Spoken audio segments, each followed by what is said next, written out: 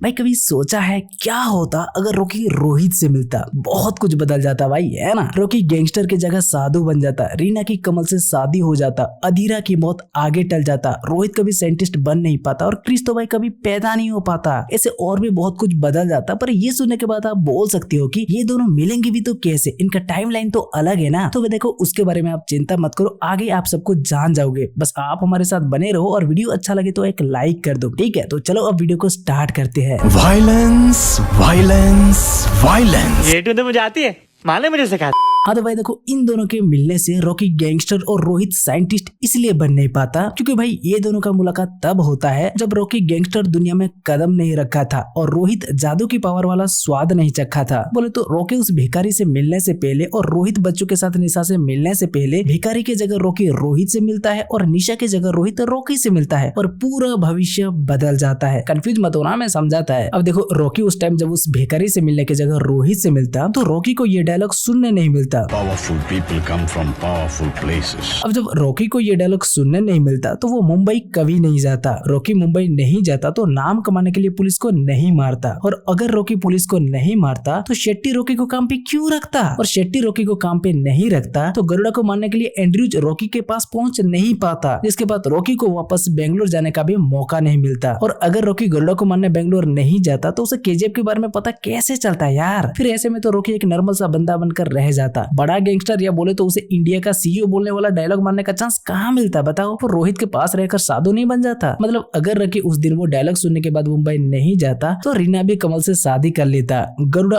और 25 साल तक नाराजी पे राज करता, कोई भी उन लोगों को छुड़ाने की हिम्मत नहीं करता, और अधीरा वापस आकर जल्दी नहीं मरता और कुछ दिन जिंदगी का मजा लूट लेता। बोले तो बहुत कुछ बदल जाता यार। ऐसे ही अगर रोहित निशा की जगह रॉकी से मिलता तो रोहित निशा को रास्ता बताने के बहाने उल्लू नहीं बनाता, सॉरी बोलने निशा की गाड़ी के पास नहीं जाता, रोहित का साइकिल नहीं टूटता तो निशा और रोहित की दोस्ती आगे नहीं बढ़ता। फिर रोहित निशा को अपने घर बुला के कंप्यूटर सिखाने को कभी पूछ नहीं पाता, और ना ही जादू को ओम ओम साउंड से सिग्नल भेज पाता। अब जादू को रोहित वो सिग्नल नहीं भेजता तो वो जादू से कभी मिल नहीं पाता, और ना ही जादू का पावर का वो मजा लूट पाता। अब जादू का पावर रोहित को नहीं मिलता तो वो साइंटिस्ट कैसे बन पाता बताओ। ऐसे में तो निशा रोहित से शादी भी नहीं करता तो कृष्णा कैसे पैदा होता बताओ। मतलब कृष्णा पैदा नहीं होता तो क्रिश और क्रिस 3 देखने नहीं मिलता। क्या बात है यार, देख रहे हो, एक गलत मुलाकात सब कुछ बदल सकता है। खैर अब आगे अगर ये सब नहीं होता तो होता क्या, और क्या भाई, रॉकी को रोहित बॉर्नविटा खिलाता, क्रिकेट खेलने को बोलता और स्कूल जाकर रॉकी को पढ़ाई करने को बोलता। हाँ ये अलग बात है कि रोहित क्लास में फिर से पीछे रह जाता, पर वो रॉकी को जूता पॉलिश वाला काम करने नहीं देता, अपने माँ को बोल के रॉकी का मदद करने के लिए जरूर बोलता। और ऐसे ही धीरे धीरे रॉकी गैंगस्टर की जगह एक आम आदमी बन जाता और रोहित जादू से ना मिल पाकर जैसे के वैसे रह जाता। देखा जाए तो इसमें रॉकी का तो थोड़ा बहुत ठीक है, लेकिन रोहित का बहुत ज्यादा घाटा हो जाता नहीं।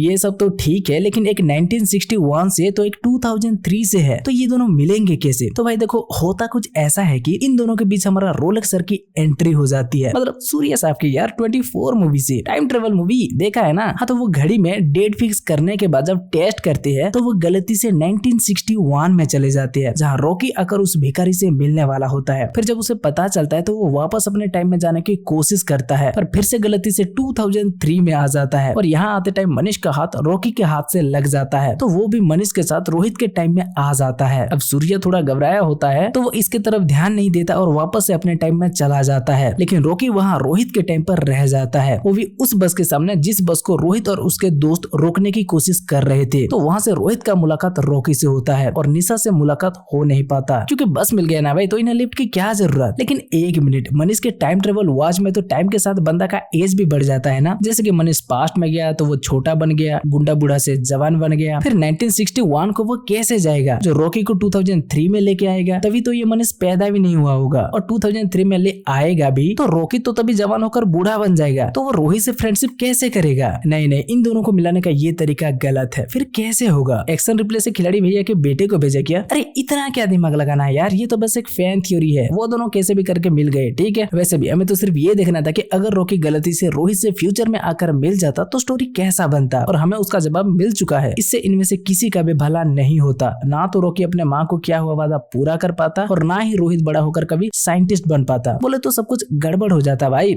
लेकिन ये सीन अगर बाद में बनता, मतलब रॉकी गैंगस्टर बनने के बाद और रोहित साइंटिस्ट बनने के बाद अगर इन दोनों का मुलाकात होता तो शायद कुछ अच्छा होता, पता नहीं। अरे तभी तो स्टोरी में क्रिस भी होता ना। बस बहुत बोल लिया, अब ये ज्यादा हो रहा है। वैसे भाई ये तो था हमारा फैन थ्योरी, पर सबका सोच तो सेम नहीं होता ना भाई। इसलिए आपको क्या लगता है इसके बारे में हमें कमेंट करके बता सकते हो। ये वीडियो अच्छा लगा हो तो वीडियो को लाइक करके अपने दोस्तों के साथ शेयर कर सकते हो, और चैनल को अभी तक सब्सक्राइब नहीं किया है तो भाई सब्सक्राइब भी कर सकते हो।